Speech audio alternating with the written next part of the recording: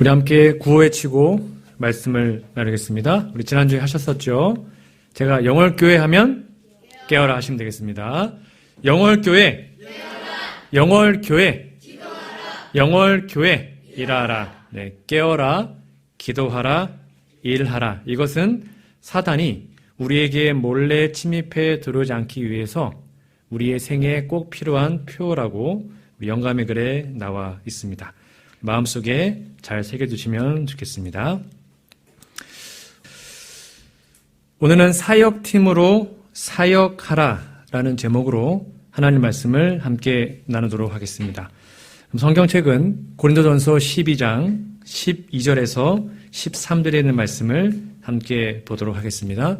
아까 읽었기 때문에 생략을 하고 바로 말씀으로 들어가 보도록 하겠습니다. 성경은 오늘 본문에 보시면 교회를 그리스도의 몸이라고 했습니다. 왜 사도 바울은 교회를 그리스도의 몸이라고 했을까요? 왜 교회는 존재합니까? 이것은 어떤 선교의 전략을 논하기 전에 반드시 먼저 던져야 하는 질문입니다. 그러니까 교회의 사명, 교회가 왜 존재하는지를 우리가 명확하게 이해해야 그 다음에 뭘 어떻게 선교하고 사역할지를 알 수가 있기 때문입니다. 사도 바울은 교회를 설명하기 위해서 여러 가지 비유를 말씀하셨는데요. 제가 몇 가지를 좀 정리해드리면 에베소서 2장 19절입니다. 교회는 하나님의 권속이다. 그리고 교회는 성령의 전이다. 교회는 그리스도의 신부이다. 그리고 마침내 사도 바울은 말하기를 그리스도는 교회의 몸, 교회는 그리스도의 몸이다라고 비유를 하셨습니다. 이게 우리가 명확하게 이해해야 할 교회의 목적과 특징입니다. 교회의 머리는 예수님, 우리는 그분의 몸입니다. 그래서 보통 이 교회를 칭할 때 그리스도의 몸된 교회라고 많이 지칭을 합니다. 교회를 그리스도의 몸으로 비유한 데는 어떠한 중요한 의미가 있을까요? 그리고 바울이 교회를 그리스도의 몸이라고 말한 이유는 그 핵심은 과연 무엇일까요? 이 사실을 우리는 이렇게 정리해 보아야 하는데요. 교회를 그리스도의 몸에 비유한 사실에서 놓치지 말아야 할 중요한 핵심은 바로 교회가 그리스도의 제2의 성육신이라는 것입니다. 이 개념이 정말 중요합니다. 여러분, 성육신이 뭡니까? 하나님이었던 예수님이 인간의 몸으로 이 땅에 오셨다라는 것이죠. 그러면 하나님 아들 예수님이 이 땅에 인간의 몸으로 오신 이유가 뭡니까? 그렇죠. 구원입니다.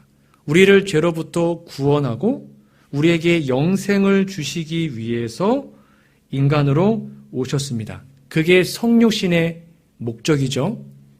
그런데 교회가 예수님의 몸이랍니다. 교회가 쉽게 말하면 제2의 성육신이라고 말을 합니다. 성경은 말하기를. 그러면 교회의 목적 또한 무엇일까요? 성육신의 목적과 동일합니다. 바로 세상을 구원하고 세상에 복음을 전파하는 것이 교회의 목적인 것이죠. 하늘을 버리고 이 땅에 오신 예수님의 그 일을 교회는 동일하게 이어받아서 하는 것입니다. 그래서 요한복음 20장 21절 22절에는 이렇게 말씀하고 있습니다. 아버지께서 나를, 예수님입니다, 나를 보내신 것 같이 나도 너희를 보내노라. 이 말씀을 하시고 저희를 향하여 숨을 내쉬며 가라사대 성령을 받으라. 우리가 지난번에 말씀드린 것처럼 예수님의 지상 명령, 너희는 가서 모든 민족을 제자를 삼아라. 그렇죠? 그리고 아들과 성령 이름으로 침례를 줘라. 즉 가라고 명령하신 다음에 내가 너희와 영원토록 함께 하겠다라고 말씀하셨습니다. 이게 똑같은 명령입니다. 내가 너희를 보낸다, 세상에. 근데 혼자 가는 게 아니라 성령을 받아서 가라 라고 말씀을 하십니다. 이 말씀은 초대교회 제자들뿐만 아니라 오늘날 우리들에게도 동일하게 적용됩니다.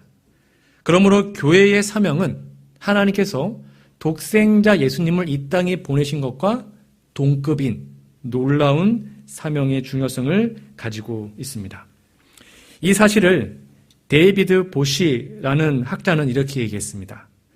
아버지께서 아들을 세상에 보내시고 아버지와 아들께서 성령을 보내신 것처럼 아버지와 아들과 성령께서 교회를 세상에 보내신 것은 하나님의 선교에 참여하게 하기 위함이다. 먼저 하나님께서 아들을 보내십니다. 그리고 아버지와 아들께서 성령을 보내셨습니다.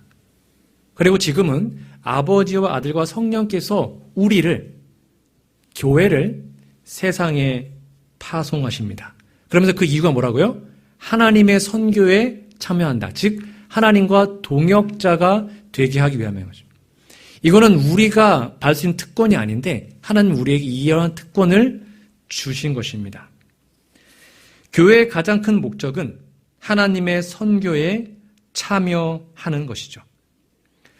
그러므로 교회는 그리스도의 몸으로서, 성육신 몸으로서 하나님의 선교 또는 하나님의 보내심에 동참하도록 부름받은 선교적 공동체입니다.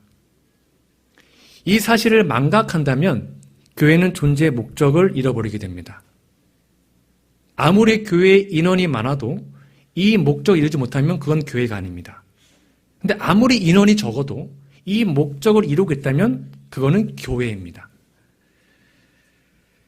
교회가 그리스도의 몸이라는 사실에는 그 머리이신 예수님의 정신으로 함께 연합하여 일해야 함을 보여주고 있는데요. 당연한 이야기겠지만 교회는 사역을 수행할 때 교회를 세상으로 보내시는 삼위 하나님의 일체성, 즉 삼위일체의 모델을 우리의 모본으로 삼아야 합니다. 하나님은 한 분이 아니십니다. 하나님은 세 분이시죠. 아버지 하나님, 아들 하나님, 성령 하나님. 근데 그 세 분이 완벽하게 연합하셨습니다. 서로를 높여주고 서로 위해서 희생하고 봉사합니다. 서로 너무너무 사랑합니다. 그래서 그 세 분을 아예 한 분으로 보는 것이죠. 그게 바로 삼위일체의 모습입니다. 이게 바로 교회가, 특별히 교회의 사역팀이 이루어야 하는 완전한 표본입니다. 그래서 반드시 사역팀은 최소한 3명 이상이 되어야 합니다. 그들 함께 기도하고 연합하고 일을 해야 하는 것이죠. 스탠리 오트라는 목사님이 이렇게 얘기를 했습니다. 교회를 묘사하기 위해서 나오는 성경의 다양한 비유들, 즉 교회는 군대다, 교회는 성전이다, 양떼들이다, 살아있는 돌들이다, 예수님의 몸이다 등등등 각각 우리의 이해를 높여주고 마음속에 그림을 그릴 수 있도록 도와준다. 그 다음에 좀 중요한 같이 읽어볼까요? 그런데 시작. 그런데 만일 성경이 오늘날에 기록되었다면 아마도 분명히 팀이라는 단어도 추가되었을 것이다. 참 시사하는 바가 큰 주장입니다. 교회가 풍성한 선교의 열매를 거두려면 성삼위 하나님께서 하나의 팀으로 온 우주를 다스리는 것처럼 우리도 팀을 이루어서 하나님의 사역을 감당해야 함을 말해주고 있는 것입니다. 우리는 팀입니다. 사역팀으로 구성된 단체들이죠. 그것이 바로 우리가 나아가야 할 방향입니다. 우리 어제 함께 살펴본 이야기를 잠깐 설명해 드리면 교회와 세상의 관계는 적대 관계가 아닙니다. 우리가 거기에 흡수되어서 그들을 사랑하고 도와줘야 되죠. 그래서 이왕이면 내부 지향적인 교회가 아니라 외부 지향적인 교회가 되어야 한다. 그리고 목회자를 의존하지 말고 평신도 중심의 교회가 되어야 한다. 그리고 전도하는 교회만 아니라 사역하는 교회가 되어야 된다고 제가 어제 말씀드렸습니다. 오늘은 거기에 이어서 다섯 번째 이야기를 좀 해보려고 합니다. 바로 친교 공동체와 선교 공동체입니다. 또 하나의 교회의 패러다임을 바꿔야 하는데요. 바로 친교 공동체에서 선교 공동체로 바꾸는 것입니다. 가족 같은 분위기, 좋은 겁니까? 아니면 나쁜 겁니까? 좋은 것입니다. 그 교회는 참 가족 같아. 너무 좋아. 우리끼리 친한 것 정말로 좋은 것입니다. 중요합니다. 그런데 때로는 너무 친합니다. 그래서 거기에 다른 사람이 들어갈 틈이 없을 때가 종종 있습니다. 그것은 진정한 교회의 모습이 아닙니다. 친해야 합니다. 서로 사랑해야 되죠. 그러나 거기에 누군가 어느 누구도 들어갈 수 있고 서로 흡수될 수 있는 개방성을 가져야 하는 것이죠. 그거 되지 않으면 그냥 단순히 친목 공동체로 변할 수가 있습니다. 즉 우리는 교우들 간에 친교를 바탕으로 먼저 해야 합니다. 다시 말하지만 먼저 우리끼리 사랑하고 우리끼리 좋아하고 우리끼리 협력하고 친해야 합니다. 그래야 그 일을 할 때 재밌지 않겠습니까? 이게 우선시 돼야 되는 것이고요. 그 다음에 그것을 바탕으로 교회 밖의 사람들에게 봉사하는 공동체가 되어야 하죠. 그래서 우리가 어떤 사역팀을 이루어서 사역을 하다 보면 다른 사람들이 나 당신들 팀에 좀 같이 하고 싶어. 너무너무 당신 팀 너무 보기가 좋다. 당신 팀에 나도 들어가고 싶다. 그러려면 우리가 먼저 서로 화목하고 행복한 모습을 보여주어야 하는 것입니다. 교회는 성도의 시선이 아니라 교회 울타리를 넘어 교회 밖의 사람들을 볼 수 있는 곳이 되어야 하겠죠. 이것이 바로 교회의 목적입니다. 이것은 교회에 대한 이야기를 할 때 정말 많이 인용되는 영감의 글인데요. 사도행적 9페이지에 있는 말씀입니다. 이 말씀 여러분 좀 잘 기억해 두시고 적어주시면 좋겠습니다. 이것이 교회의 전부입니다. 교회는 사람을 구원하기 위해 하나님께서 세우신 기관이다. 교회는 구원입니다. 먼저 우리가 구원받고 남을 구원해야 되는 것이죠. 그리고 교회는 봉사를 위하여 조직되었다. 이게 사역입니다. 사역팀을 이루어서 우리는 끊임없이 봉사해야 합니다. 그리고 그 사명은 온 세상에 복음을 전하는 것이다. 사역팀의 목적이 무엇이라고요? 복음 전파입니다. 그러니까 구원과 봉사와 복음 전파. 이 세 가지가 교회에 끊임없이 함께 활동하지 않으면 그 교회는 교회가 아닌 것입니다. 그런데 이 구원과 봉사와 복음 사역이 교회에 활발히 이루어지면 아무리 인원이 작을지라도 그 교회는 살아있는 교회입니다. 교회는 그리스도의 풍성한 은혜의 보고이므로 종국에는 교회를 통하여 하늘에 있는 통치자들과 권위자들에게까지 하나님의 사랑이 가장 완전하게 나타날 것이다. 우리의 사명을 통해서 온 우주 앞에 하나님의 사랑이 드러난다는 것입니다. 사람을 구원하기 위해서 세워진 기관인 교회가 복음을 온 세상에 전파하기 위해서 봉사의 일, 사역의 일에 함께 동참하는 것, 이게 바로 핵심입니다. 어제 말씀드린 것처럼 말로만 하는 것 갖고는 효과가 없습니다. 봉사와 사역을 통해서 행동으로 말할 때 우리는 큰 복음을 사람들에게 전할 수가 있겠죠. 한 이야기를 좀 들려드리겠습니다. 서울 외곽에 한 주택가에 작은 교회가 있었습니다. 이 교회는 예배당이 없었습니다. 너무 작은 교회여서 예배당이 없고 그냥 가정집에서 모여서 드렸던 교회입니다. 되게 초라한 교회였으나 이 성도들의 마음속에 뜨거운 열정과 하나님을 사랑하는 믿음이 있었습니다. 모이면 기도하고 말씀 연구하고 흩어지면 봉사하고 복음을 전했습니다. 이 지역이 재개발 지역으로 묶여 있어서 교회 주변의 대부분의 사람들이 되게 가난한 분들이었습니다. 낙후된 지역이었어요. 그래서 이들을 돕기 위해서 교회 예산의 거의 대부분을 쌀을 사서 나눠주고 밀가루를 사서 나눠주고 그런 것들을 통해서 지역 주민들에게 봉사를 했습니다. 처음엔 사람들이 경계했습니다.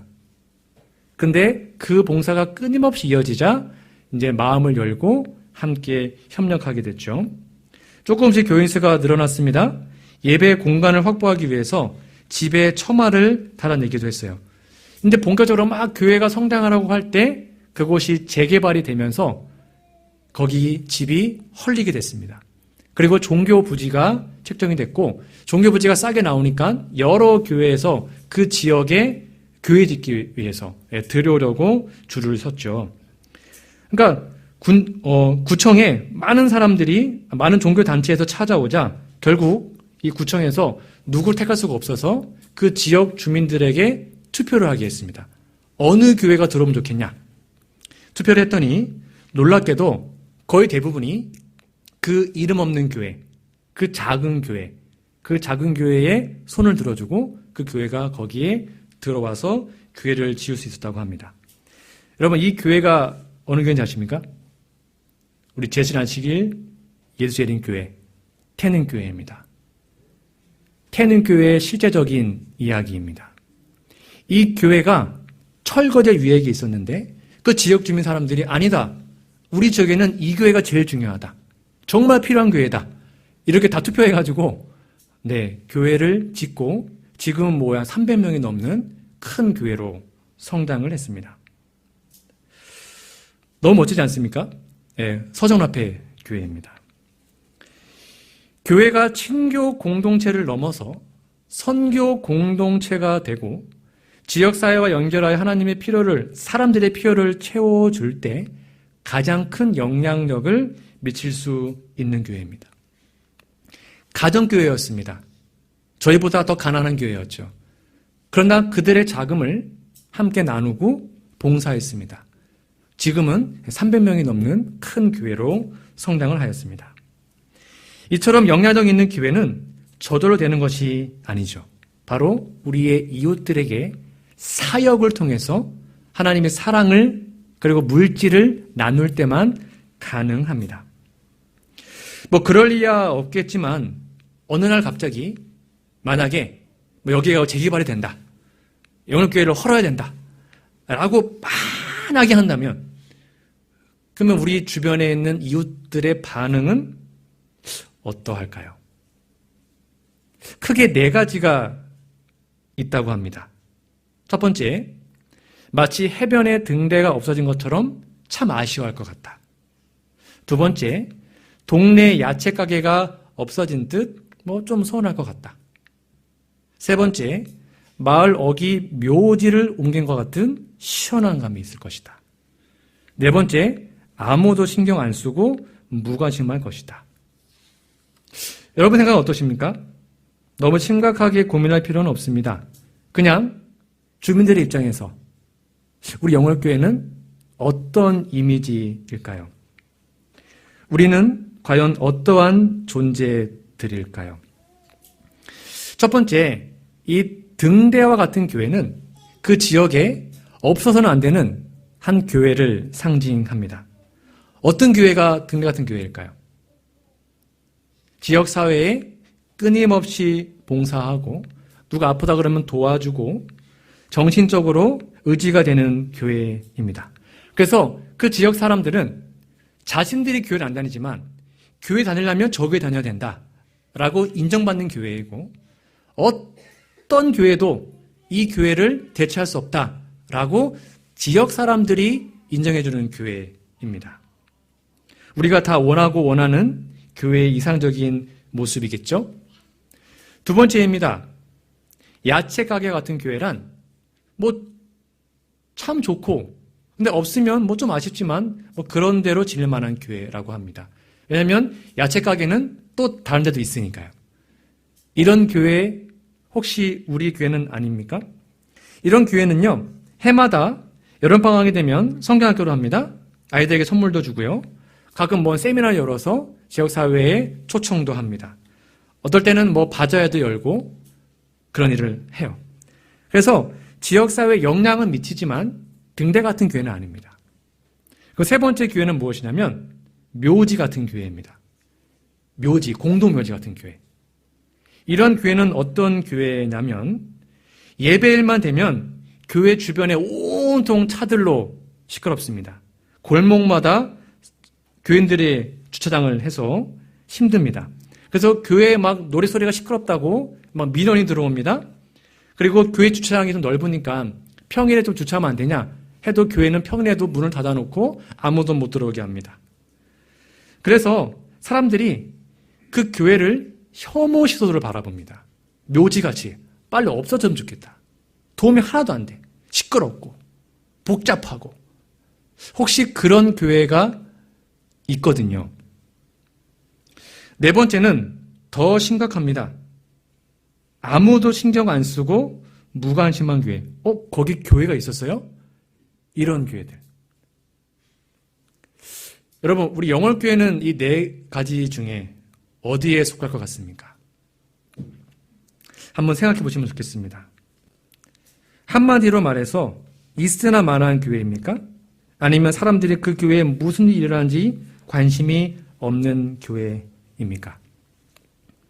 하나님께서는 우리 교회가 첫 번째, 등대와 같은 교회가 되기를 원하십니다. 진리 등대. 하나님의 복음이 전파되고 그 지역에 꼭 필요한 교회. 그 지역에 없어서는 안 되는 교회. 그런데 그러한 교회가 되기 위해서는 뭐가 필요하다고요? 사역이 필요합니다. 우리 모두의 사역을 통해서 지역사회에 영향을 미칠 때만 이 일이 가능합니다.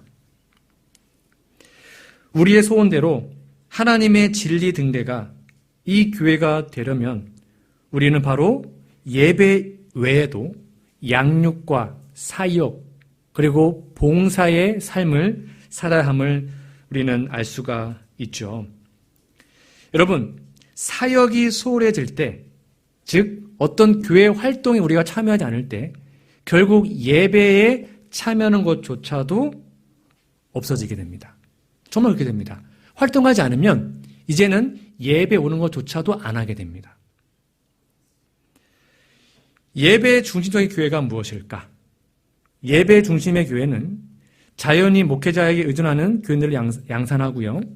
안식일에 교회에 와서 설교를 듣는 것으로 그들의 신앙적 의미를 다했다고 생각하기 때문에 영적으로 균형 잡힌 성장을 하지 못하게 됩니다. 그러니까 많은 교회에서 많은 사람들이 여기에 속해 있습니다. 화요일, 금요일도 안 오십니다. 안식일 딱 11시에 와요. 그리고 1시간 딱 예배 드립니다. 그러면 나 안식일 지켰어. 나 안식일 교인 맞지. 왜 나 교회 안 빠지니까. 내 의무를 다 했어. 그렇게 생각합니다. 많은 교회에서. 그런데 그렇지 않습니다. 우리가 이 교회에서 사역에 동참하지 않으면 진정한 교인이 될 수가 없는 것입니다. 왜요? 우리는 그리스도의 몸이거든요. 예배 중심의 교회는 이러한 것입니다. 신자들이 사역에 동참하기 위해서는 체계적인 교육과 훈련을 받아야 하는데요. 우리 모두가 예배에 너무 집중하다 보면 이 일을 하지 못하게 됩니다. 그래서 많은 성도들이 끊임없이 케어받기를 원합니다. 누군가를 케어하지 못합니다. 저희 교회는 아닙니다. 많은 교회에서 그렇게 살아갑니다. 영적 아기의 수준으로 가는 것이죠.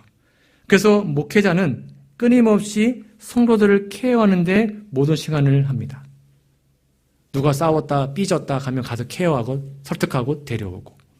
그런데 모든 시간을 씁니다. 많은 목회자들이. 또 어떤 교회는 설교는 많이 들어요. 그래서 귀는 이만합니다. 듣는 데는 뭐 기가 막힙니다. 오늘 설교는 잘하네. 이 목사님 설교를 못하네. 뭐 기가 막히게 다 판단하시죠? 다 압니다. 그런데 손과 발은 너무 작아요. 활동하지 않는 것이죠. 설교를 평가하는 데는 거의 달인 수준입니다. 혹시 우리들의 모습은 아닌지요? 교회를 성장하는 두 가지의 날개가 있다고 합니다. 그게 바로 예배와 사역입니다. 2023년도 우리 영월교회는 정말 두 날개로 비상하는 교회가 되기를 간절히 바랍니다. 균형 잡힌 예배 충실히 드리고 그 다음에 사역에 함께 동참해서 한쪽으로 치우치는 것이 아니라 균형 잡히게 날아가는 교회가 되었으면 좋겠습니다. 예배가 중요하지 않다는 것 아닙니다. 예배 정말로 중요합니다. 그에 못지않게 사역도 중요하다는 것입니다. 예배를 약화시킨다는 것이 아니라 사역을 더 강화시켜서 밸런스를 맞춘다는 것입니다. 신자들이 주체가 되어 사역하는 교회가 되려면 예배 중심의 교회에서 사역도 함께하는 교회가 되어야 하는 것이죠. 여러분, 새들이 이렇게 날개를 펴고 날지 않습니까? 한쪽의 날개가 짧으면 어떻게 되는지 아세요? 뺑글뺑글 돈다고 합니다. 앞으로 못 간대요. 그리고 결국 돌다가 어떻게 될까요? 추락하겠죠. 교회가 날개가 2개인데 하나가 짧으면 그냥 제자리만 도는 것입니다. 계속. 그럼 결국 쇠퇴하는 것이죠. 신기한 사실은 교회가 사역을 소홀히 하고 예배만 드리면 그 예배마저도 약화되고 형식화됩니다. 그렇죠? 말씀을 듣고 먹었으면 활동으로 소화시켜야 되는데 계속 듣기만 하면 오늘은 말씀이 별론데 오늘은 기도를 별로 안 하신 것 같은데 이렇게 하고 있다는 것입니다. 왜? 듣기만 하니까 판단만 하는 것이죠. 그러나 우리들이 사역에, 활동에 우리의 삶의 목적이 맞춰져 있으면 그 말씀을 정말 꿀같이 달게 듣게 됩니다. 사역을 강조할 때 오히려 예배가 더 살아나는 이유는 무엇일까요? 쉽게 말하면 아이들이 밥을 잘 먹게 하려면 어떻게 됩니까? 많이 움직이게 하면 됩니다. 계속 움직이고 활동하게 하면 배가 고파요. 그러면 혹 좀 맛이 없어서 밥을 잘 먹습니다. 근데 밥 먹고 아무것도 안 하고 이렇게 누워만 있으면 밥맛이 당연히 없겠죠. 우리가 말씀에 더 간절히, 더 갈급하게 말씀을 읽고 기도하게 되려면 뭐 해야 되는 거예요? 활동하는 것입니다. 활동하게 되면 더 거기에 목말라하고 애타하고 그 말씀을 듣고 배우게 되는 것입니다. 정말 그렇게 됩니다.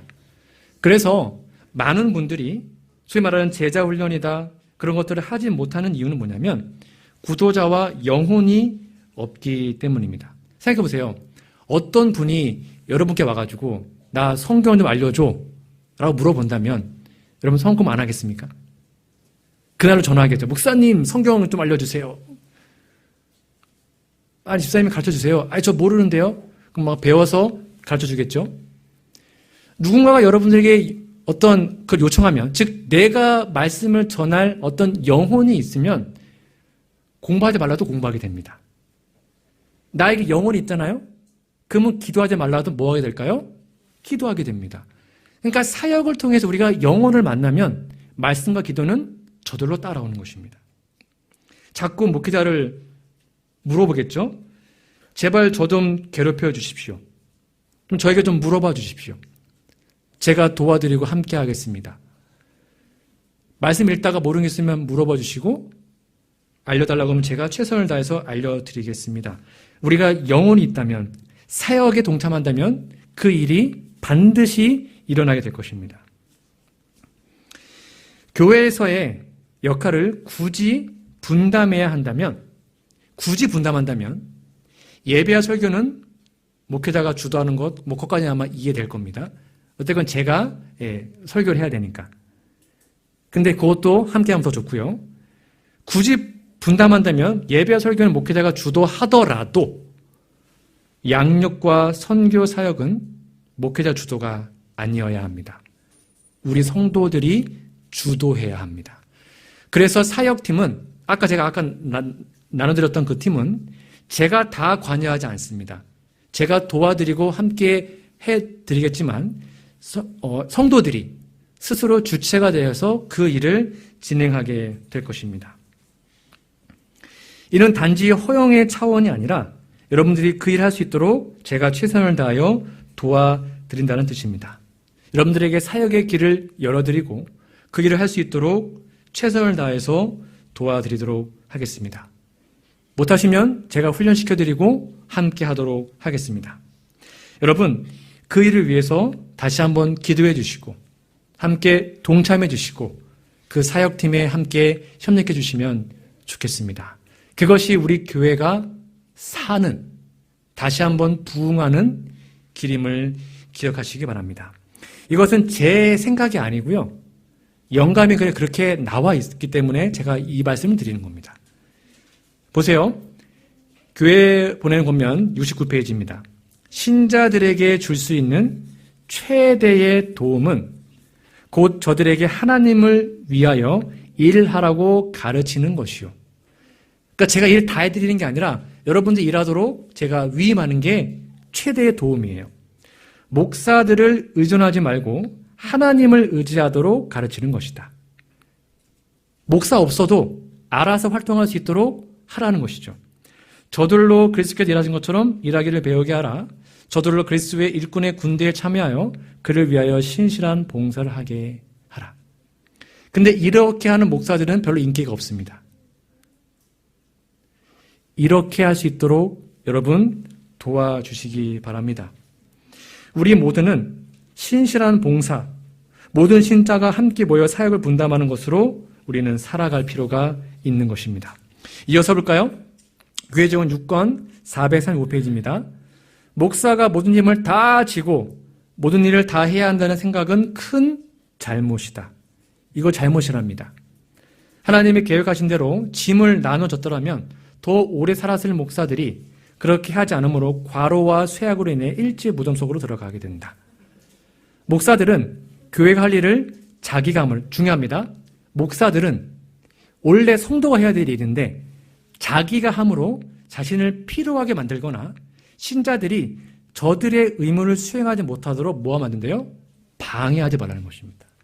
때로는 목사가 일을 다 해줌으로 성도의 일을 방해한다는 것이죠. 그렇게 하지 말라는 것입니다. 함께 위임하고 협력하고 나누어서 그 일을 하라는 것이죠. 우리 모두의 교회니까요.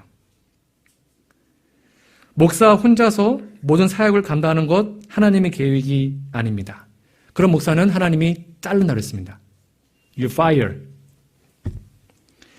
신자들은 사역을 놓아버린 채 그냥 예배에만 참여한 것으로 내 할 일 다 했다라고 만들면 그 목사는 하나님께 인정받지 못하고 하나님께 혼납니다. 교회 정체의 모든 문제는 목사 혼자 일을 다 하기 때문인 것이죠. 교회 운영을 운동 경기에 비유한다면 바로 예배와 설교 중심의 교회는 수비 위주의 교회입니다. 그리고 양육과 선교를 실천하는 사역 중심의 교회는 공격 위주의 교회입니다. 여러분 축구를 할 때 수비 위주의 팀은 최대가 비기는 겁니다. 그렇죠? 수비만 하면 잘해야 비깁니다. 그래 못하면 져요. 근데 공격 위주의 팀은 뭐 할 수 있습니까? 공격을 해가지고 이길 수도 있는 것이죠. 그러므로 이제 우리들은 함께 동역자로서 우리 모두가 사역자로서 그냥 예배에만 참여하는 교인들이 아니라 다 각자 맡은 사역이 있어서 교회에 오시면 안식 예배 끝나고 딱 집에 가시는 것이 아니라 일몰 될 때까지 오후에 남아서 사역팀으로 활동해 주시면 좋겠습니다. 그게 온전히 안식을 지키는 것입니다. 예배 드리고 1시에 집에 가지 마시고요. 방문팀은 방문 가시고 오후에 남아서 사역팀대로 진행하시는 겁니다. 그리고 일몰 예배 드리고 함께 기도하고 집에 가면 얼마나 좋겠습니까? 그게 살아있는 교회예요. 집에 가기 싫은 교회. 교회가 너무 좋은 교회. 함께 일하고 기도하고 말씀 보고 사역이 너무 행복한 교회. 저는 그런 교회를 꿈꾸는 것이죠. 그렇게 사역 중심의 교회는 바로 우리가 가야 할 교회입니다. 활기찬 신앙생활. 복음교역자 200페이지입니다. 목사는 교인들이 영적으로 성장하기 위해서, 잘 보셔요. 여러분들이 성장해야 되잖아요. 반드시 주께서 그들에게 맡기신 무거운 짐, 때로는 그 사역이 힘들 수 있어요. 분명히 서 있어요. 무거운 짐이랍니다. 그 사람들을 진리로 인도하는 무거운 짐을 져야 할 것을 가르쳐야 한다. 뭐 하기 위해서요? 우리가 성장하기 위해서. 그리고 책임을 다하지 않은 사람들이 있을 때는 그를 찾아가서 같이 기도하며 그를 도와줘야 한다. 교인들이 목사에게만 의존하려는 잘못된 습관에 빠지게 하지 말고 그들로 하여금 각자의 재능을 활용하여, 그게 바로 사역팀입니다, 주위에 있는 사람들에게 진리를 전하도록 가르쳐 주라. 이 일을 할 수 있도록 다시 한번 여러분의 관심과 참여를 부탁드립니다. 우리는 늦은 비 성령을 정말 고대하는 재림 성도들입니다. 여러분, 모든 신자가 사역에 동참해야 하는 이유는 이 늦은 비 성령의 큰 외침과도 연관이 있습니다. 제가 다시 한번 말씀드리지만 어느 날 갑자기 아무것도 안 하다가 성령 받으면 그때부터 3,000명 회개시키는 것 불가능합니다. 사역하지 않은 사람들에게는 성령이 부어지지 않습니다. 다시요, 우리가 활동하지 않으면 결코 성령 부어지지 않습니다. 너희는 가서 모든 민족 제자를 삼아라. 즉 제자 삼고 사역하는 사람들에게 하나님이 함께한다고 그랬습니다. 그 말씀이 영감의 글에도 이렇게 나와 있습니다. 이 말씀이 오늘의 결론입니다. 신자들이 하나님과 동역자가 되는 진정한 의미를 체험으로 깨닫게 될 때, 즉 사역할 때 하나님의 성령이 풍성히 임할 것이며 우리가 일할 때 임합니다. 온 세상은 하나님의 영광으로 환하여질 것이다. 우리가 하나님의 사업에 온전히 헌신할 때 하나님께서 그의 성령을 한량없이 부으심으로써 그것을 인정하실 것이다. 그 다음이 정말 중요합니다. 여러분 잘 보십시오. 그러나 교인들의 대부분이 하나님의 동역자가 되지 않는 한, 즉 사역자가 되지 않는 한 성령을 부으시는 일은 없을 것이다. 우리 교회에 늦은 비가 임하기를 정말로 아침마다 기도합니다. 여러분도 다 기도하고 계시죠? 근데 그 일은 우리가 사역자의 일을 하지 않으면 불가능합니다. 절대 임하지 않습니다. 안 됩니다. 그런데 우리 모두가 함께 움직이는 사역팀으로 하나님의 사업을 진행하게 된다면 하나님이 약속하셨습니다. 뭘 주신답니까? 성령을 주신답니다. 성령으로 인쳐주신답니다. 하나님의 영광으로 환하게 될 거라고 우리에게 약속하셨습니다. 교회의 부흥을 위해서, 늦음이 성령의 그 풍성한 경험을 위해서 우리 1년 동안 함께 사역자로 거듭나는 우리 모두가 되기를 간절히 소망합니다. 말씀의 결론 맺겠습니다. 저는 오늘 사역팀으로 사역하라 라는 제목으로 함께 말씀드렸습니다. 이 용지 아침에 못 받으신 분 있으면 지금 좀 나눠주시고 다시 한번 간단히 설명드리도록 하겠습니다. 다 받으셨나요? 혹시 느껴진 분들은 이거 좀 받아주시고요.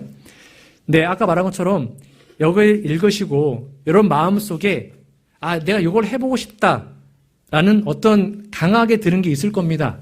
그러면 1지망, 2지망, 3지망으로 여러분 좀 체크해 주십시오. 제일 하고 싶은 게 1번, 1을 쓰는 것이고 그 다음에 숫자 2를 쓰시고 그 다음에 숫자 3을 쓰시면 되겠습니다. 지금 당장 안 내셔도 됩니다. 기도해 보시고 내주시면 좋겠습니다. 그리고 여기에 없는 게 있으면 나는 이거 하고 싶다. 자율적으로 만드셔도 상관이 없겠습니다. 그러면 제가 잘 조정해서 잘 짜고 직원의 승인을 받아서 이 사역을 함께 진행해 나가고자 합니다. 늦음의 성령을 받기 위해서 지역사회 복음을 전파하기 위해 특별히 우리가 진정으로 구원받고 우리가 행복하기 위해서 이렇게 사역팀에 동참함으로 우리 1년 동안 하나님의 성령이 풍성하게 내리는 우리 교회가 되기를 간절히 바라며 오늘 말씀을 마치도록 하겠습니다.